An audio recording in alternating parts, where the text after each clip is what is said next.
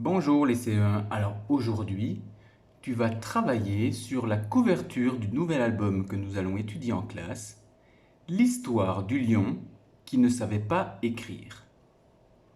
Tu as découvert en vidéo la couverture de l'album que tu retrouves ici. Alors nous avons vu en vidéo, nous avons vu ensemble que la couverture, la première de couverture, la première chose que tu vois dans le livre, comporte différents éléments.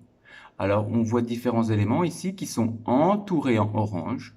Tu vois, il y a ici. Et à chaque fois, il y a une petite étiquette qui relie ces éléments. Donc, il y en a un ici, deux, trois et quatre étiquettes à trouver.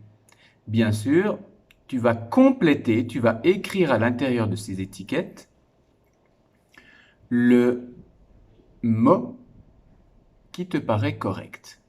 Alors, rappelle-toi, nous avions décrypté, nous avions expliqué comment se présentait une couverture d'album avec ses différents éléments. Alors, à toi de placer au bon endroit l'illustrateur. Je te rappelle que l'illustrateur est la personne qui fait des illustrations, donc qui fait les dessins de l'album. Le titre qui est le nom de l'histoire.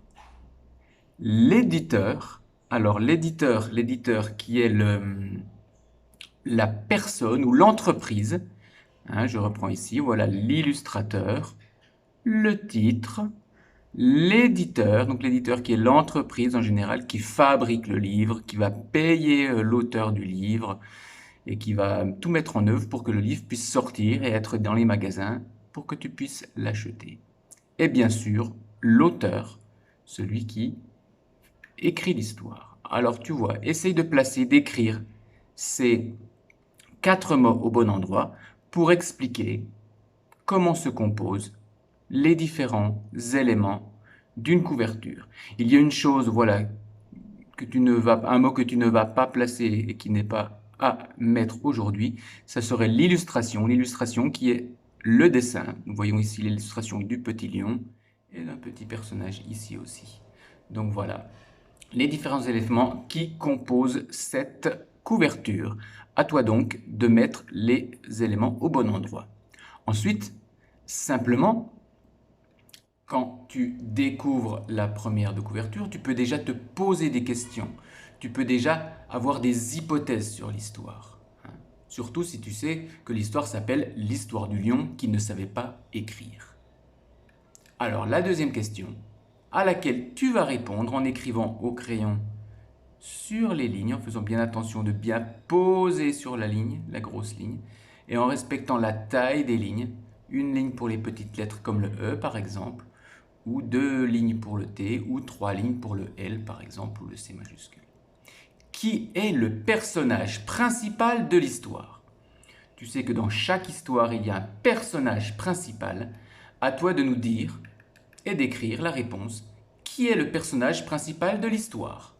C'est, et tu finis la phrase, sachant que la phrase se commence par une majuscule et se termine par un point. Et enfin, la dernière question, troisième question, que sait faire le lion de particulier?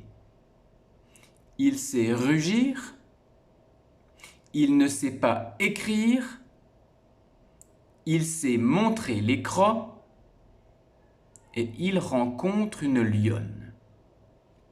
Alors je te répète, que sait faire le lion de particulier? Peut-être qu'il y a une chose, peut-être plusieurs choses.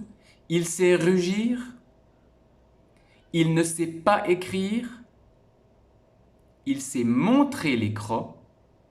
Je te rappelle que les crocs du lion sont ses dents pointues. Et il rencontre une lionne. À toi de colorier la réponse ou les réponses qui te semblent correctes. Voilà, tu as terminé la fiche d'aujourd'hui, la première fiche sur l'histoire du lion qui ne savait pas écrire, de Martin Balchait et de Marc Boutarin. Voilà, et tu vois ici que le premier travail porte bien sur la couverture.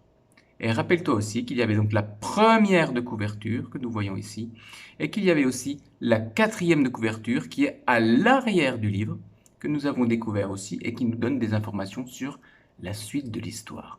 Voilà, bon travail et bonne découverte de l'album L'Histoire du lion qui ne savait pas écrire.